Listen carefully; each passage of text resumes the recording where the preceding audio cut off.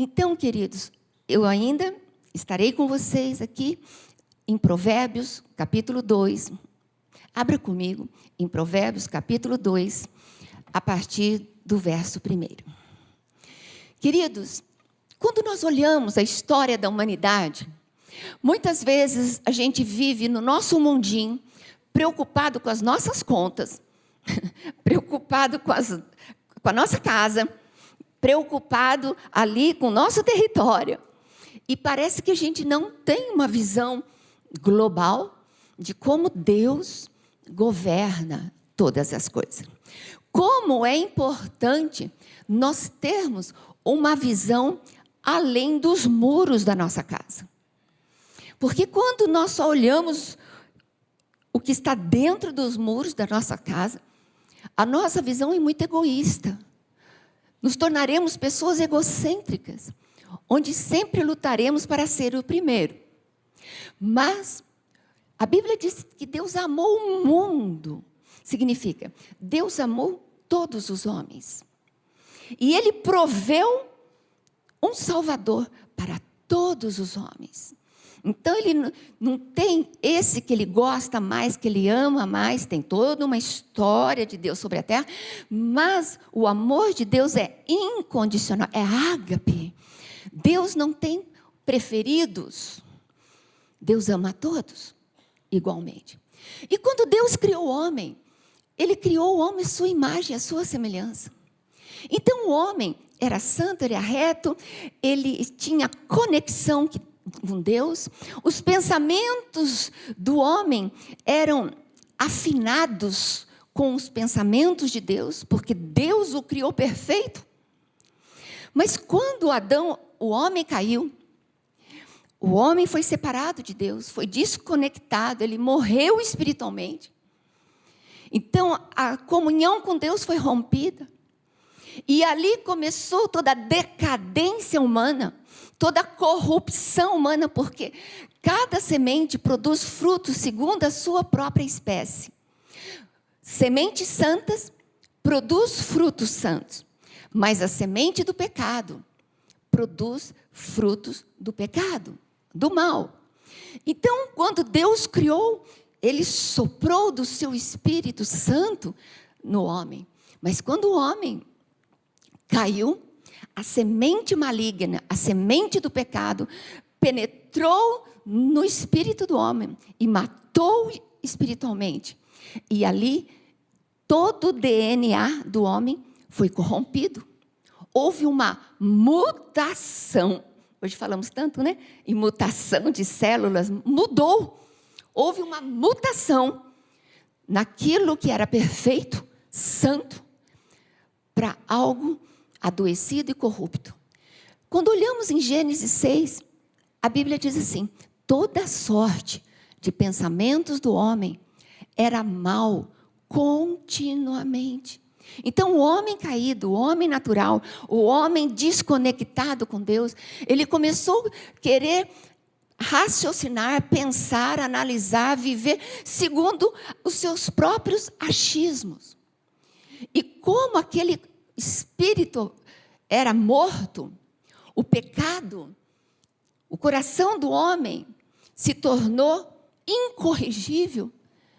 Então, toda espécie de mal brotava de dentro do homem. Tanto que a Bíblia diz que o que contamina o homem não vem de fora. Não é o que o outro faz, não é o que o outro fala, mas é o que brota dentro de nós. Instintivamente, de dentro de nós brota o mal. Brota o ódio, a vingança, a mágoa e o ressentimento. Brota da terra caída do nosso coração. E por isso Deus fala, se tiver que guardar alguma coisa, guarde o teu coração, porque deles procedem as fontes da vida. Então precisamos estar sempre filtrando que tipo de planta que tem brotado, sentimentos que tem brotado dentro de nós. E quando o Senhor, Ele olhou aquela humanidade, quando olhamos no Antigo Testamento e vemos o mal se proliferando, se multiplicando, coisas terríveis que a gente fala, meu Deus, como é que um ser humano pode fazer isso? E hoje ainda, nós temos notícias de atrocidades. E falamos, meu Deus, como é que um homem pode fazer isso? Um pai pode fazer isso? Alguém pode fazer isso? Jovens podem pegar uma arma e metralhar crianças na escola? Como? Só tem uma resposta. O mal. Aquilo nasceu no inferno. Então, são pessoas sem Deus que são controladas por ímpetos malignos que veio do inferno. Então, queridos, o Senhor amou o mundo de tal maneira que Ele enviou Jesus para morrer no nosso lugar, para nos reconciliar com Ele. Em Cristo Jesus, nós fomos reconciliados, mas continuamos com a nossa natureza caída, mas o nosso espírito foi vivificado. É como o Senhor diz, olha, eu tenho uma terra prometida para vocês, a terra de Canaã. Entrar e possuir, mas é uma terra de gigantes. É uma terra de gigantes, cheia de gigantes. Então, nós nascemos de novo, somos filhos de Deus, mas a nossa alma é terra de gigantes. É cheia de inimigos internos. Então, o nosso maior inimigo está dentro de nós. Eu gosto de dizer que Jesus veio para nos salvar de nós mesmos. Quando nós olhamos a ceia, quando celebrou a Páscoa, a saída do povo lá do Egito, quando os animais foram mortos e o sangue daqueles animais foram passados nas vergas da casa, era para um sinal de libertação com aquele povo, o povo de Deus. Então, o espírito da morte, a hora que via o sinal, passava direto, porque aquela casa estava protegida pelo sangue. Então, estavam sendo protegidos do inimigo externo, dos soldados de Faraó. Mas os anos se passaram. E quando Jesus celebrou a última ceia, Ele pegou do cálice e disse, este é o meu sangue, que é derramado por vós. E este é meu corpo, que foi partido por vós. E quando nós participamos da ceia hoje, nós não estamos sendo livres ou escapando de inimigos externos. Quando nós, pela fé, comemos e bebemos do sangue do corpo, o poder de Deus, a vida de Deus, nós estamos declarando, eu creio que a morte de Jesus na cruz foi no meu lugar. A ressurreição está comigo. O poder do nome de Jesus está comigo para me livrar de mim mesmo, para me dar força, porque o velho homem está naquele madeiro. E quando o nosso velho homem está naquele madeiro e recebemos a Cristo Jesus, o pecado não tem mais domínio sobre nós. Amém, queridos? Amém? Pode bater palma forte mesmo? Amém?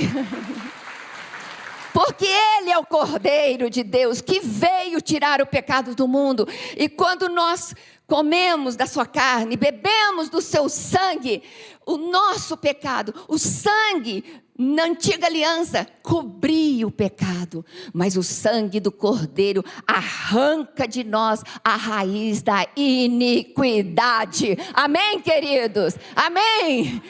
Por isso hoje não fazemos mais sacrifícios, porque Jesus fez um só por todos e por tudo. Então este sangue arrancou de mim a raiz do pecado que me escravizava. E o pecado não tem mais domínio sobre nós. E quando celebramos, nós celebramos em memória o amor, o soberano amor de Deus sobre nós. Então, queridos, quando nós olhamos a palavra, nós temos duas naturezas dentro de nós. Uma natureza caída e uma natureza segundo Deus, inspirada por Deus. Mas nós precisamos fazer escolhas. Para que lado nós vamos inclinar? E quando nós olhamos a palavra no livro de Provérbios, o nosso culto a Deus é racional. O que significa isso? Eu escolho Deus. Deus não me violenta. Deus não força a barra de ninguém. E Deus não faz nada sozinho na vida de ninguém. Eu preciso cooperar. Eu preciso gerar uma plataforma de fé. Uma atmosfera de fé. Porque onde não há fé, é impossível agradar a Deus. O milagre não acontece. A vida não acontece. Então o Senhor, na sua palavra, aqui em Provérbios, Ele começa: filho meu, se você aceitar as minhas palavras e a esconderes no seu coração. Queridos, muitas vezes a gente lê a Bíblia e não está nem aí com o que a Bíblia diz. Às vezes a gente acumula conhecimento, adquire conhecimento, gosta, mas aquelas palavras não afetam o nosso comportamento. A palavra de Deus foi nos dada para nos lavar, para nos transformar, mudar a nossa mentalidade. Romanos diz: não vos conformeis com esse mundo, tenham a vossa mente renovada pelo poder de Deus, renovada pela palavra de Deus, porque assim nós iremos experimentar e desfrutar a boa, perfeita e agradável vontade de Deus. E a Bíblia também nos diz que nesse processo de renovação de mente, com intensidade, com constância, uma fé contínua, aquele que roubava, não rouba mais. Aquele que mentia, não mente mais. Aquele que adulterava, não adultera mais. Porque a sua mente foi renovada pelo poder de Deus. Amém, queridos? Amém? E a nossa mente só é renovada quando eu quiser renovar a minha mente.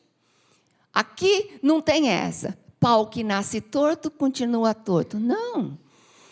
Não há pau que nasce torto que Deus e a sua palavra e o seu Espírito não possa endireitar. Todos nós podemos ser transformados.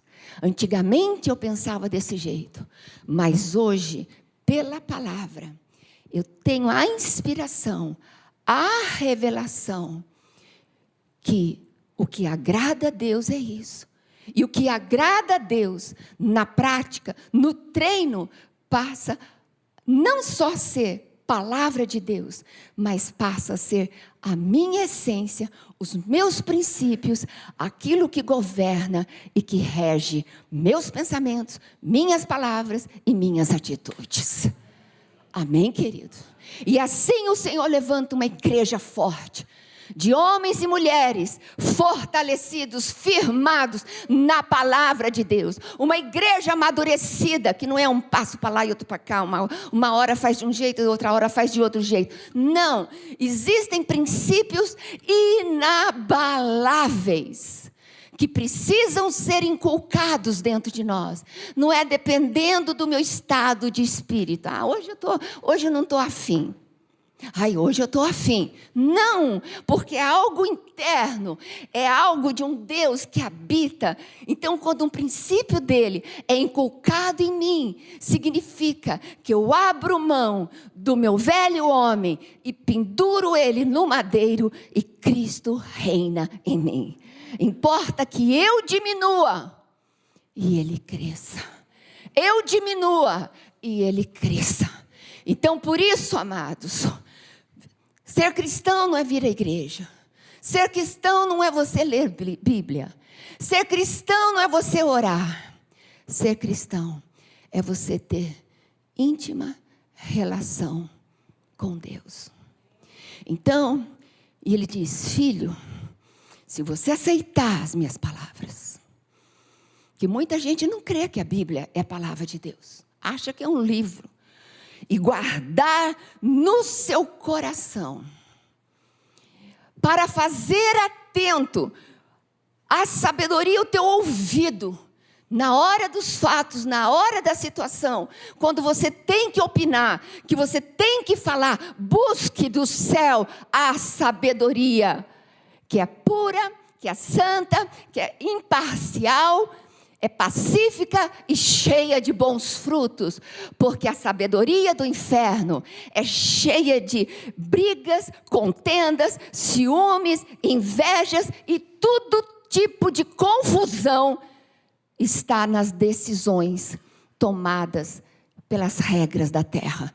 Porque pelas regras existe a mágoa, existe o homem, existe o mais forte, existe o mais fraco. E aí que foi? Ló escolheu o melhor. Porque o homem natural escolhe aquilo, o melhor para o seu umbigo. Quer que Deus puxe sardinha para o seu lado. Deus não puxa sardinha para o lado de ninguém. Deus é imparcial. Quando oramos por algo, Ele não olha só você. Ele olha de todos os lados.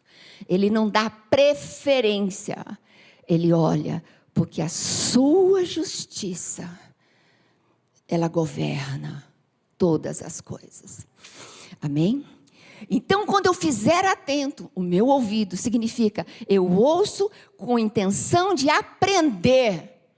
Eu quero aprender. E quando eu inclino o meu coração para mudar princípios, para mudar valores, para mudar hábitos, para mudar comportamentos, para mudar rotinas da minha vida, forma de pensar, forma de reagir. E se eu clamar por inteligência espiritual, queridos, tem muita gente inteligente, mas a inteligência racional não serve para nada para as coisas espirituais. Clame por inteligência espiritual, que são construídas e fundamentadas segundo Deus e a sua palavra. Clame por inteligência espiritual, que é pura, imparcial, cheia de justiça e de bons frutos, e que se semeia na paz. E entendimento, alçares a sua voz. Clama, ninguém nasceu sabendo. Então vai chegar uma hora, se você vai falar, Senhor, me mostra o que eu vou fazer. Eu não sei. Muitas vezes a gente está chateado, muitas vezes a gente está indignado, muitas vezes nós estamos feridos, muitas vezes estamos com medo, muitas vezes estamos inseguros. E quando nós estamos emocionalmente envolvidos, nós perdemos a capacidade de olhar com clareza. E cometemos, muitas vezes, injustiças. Mas quando você está no momento assim, vá à presença do Senhor e diz, Senhor, eu não sei o que fazer.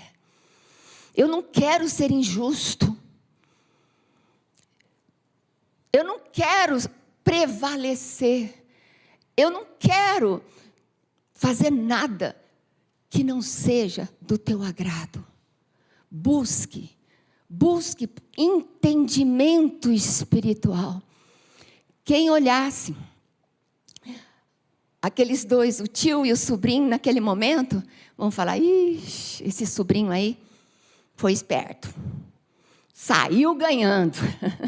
Aos olhos nus, poderia parecer isso. Ó, espertão, ó, escolheu tudo de bom.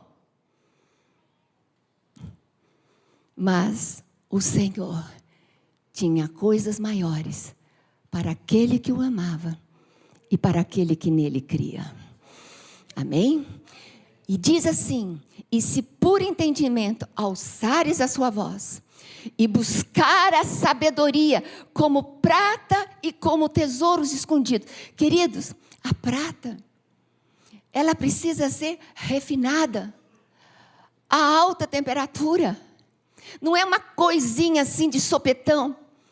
Não tome decisões abruptas, no ímpeto. Busque, como ele diz aqui, busque a sabedoria como prata. Como se diz, gaste tempo na presença de Deus, para que todas as escórias, para que todos os enganos, para que todas as emoções da sua alma, para que todo o seu achismo, para que toda a justiça humana seja destruído pelo fogo, e a minha justiça prevaleça. E como há tesouros escondidos. Gente, quem aqui, se souber que no fundo do quintal da tua casa, numa geração passada, alguém enterrou um baú de tesouro, não vai pegar uma pá, e não vai pegar uma enxada, e não vai lá ficar, ai, mas eu nunca capinei, mas agora vai capinar. Mas eu nunca usei enxada, mas agora vai usar. Até que chega no baú do tesouro. É ou não é? Só eu que faria isso. Todo mundo gastaria tempo até que. Então o Senhor diz, busque a mim, a minha sabedoria, até que você me encontre. Gaste tempo na minha presença. Às vezes você dá canseira, às vezes fica suando. Gaste tempo na minha presença, porque Ele diz, todo aquele que me busca, de todo o seu coração, me encontrará. Eu me deixarei encontrar. Eu me deixarei encontrar. Então não vem com aquele fast food e sai achando que Deus já falou. Não, é como prata e como tesouro escondido. Então, e ele diz, verso 5, então, depois que você tiver essas atitudes, você entenderá coisas que não são do mundo. Você entenderá o que é temer ao Senhor. E você achará a minha verdade e o meu coração. Depois disso tudo, você vai ver, Senhor, eu não vou sair correndo na sua frente. Eu não vou fazer planos segundo a minha vontade. Eu temo ao Senhor. Tu és o meu Deus. Tu és soberano sobre a minha vida. Eu não dou um passo se o Senhor não for comigo. Se o Senhor me mandar ir para cá, eu vou. Se o Senhor me mandar ir para lá, eu vou. E no final das contas, eu vou entender. E você vai entender o que Deus tinha preparado para nós. Mas é um caminho de fé. É um caminho de submissão. É um caminho de quebrantamento. É um caminho de que verdadeiramente o Senhor é Senhor nas nossas vidas. Então, queridos, quantas vezes lemos a Bíblia, mas nós saímos, andamos, fazemos planos do nosso jeito. Em nenhum momento paramos para ouvir, para guardar, para praticar a palavra do Senhor. Então, queridos, toda sorte de pensamento que brota rapidamente na nossa mente é mau. Deus nunca nos dá um pensamento de sopetão. Deus é manso. Ele nos convence. Ele nos arromba. Não arromba. Ele quer nos levar para um lugar de quietude. E lá Ele quer falar conosco. Toda resposta que está na ponta da língua, ela sai cheia de veneno. Sai cheia de fogo. E faz uma devastação. Por isso Ele fala, sejam prontos para ouvir, tardios para falar e tardios para irar. Queridos, aonde está Deus? Ele não está sentado no trono dos céus, longe de nós, difícil de ser alcançado. Não, Ele está sentado aqui. Deus não pode estar mais perto do que Ele já está. Não adianta você chegar lá no teu quarto e começar: Deus, Deus, me ouve. Ele está aqui. Ele está aqui dentro. Aquieta a tua alma. Aquieta minha alma. Aquieta a tua alma. Para de agitar. Quantas mentes compulsivas. Quantas pessoas sofrem de SPA, síndrome do pensamento acelerado. Já fica olhando lá na frente. Ai não, porque vai morrer. Ai não, porque vai acabar. Ah não, porque isso. Ah não, como é que eu vou fazer? Ah, porque eu vou ficar só.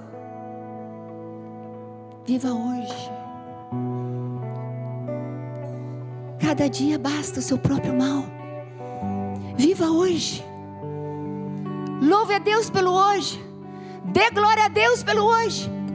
Amanhã está nas mãos do Senhor. Quanta gente ralando na vida, não se alegra, não celebra, porque está preso no passado e tem medo do futuro e não vive hoje. Não sai para ir no cinema comer uma pipoca, não vai chupar um sorvete, porque está tão focado, está tão preocupado. O Senhor é soberano. Descansa nele, queridos, e Ele te abençoará. Grande beijo a todos vocês.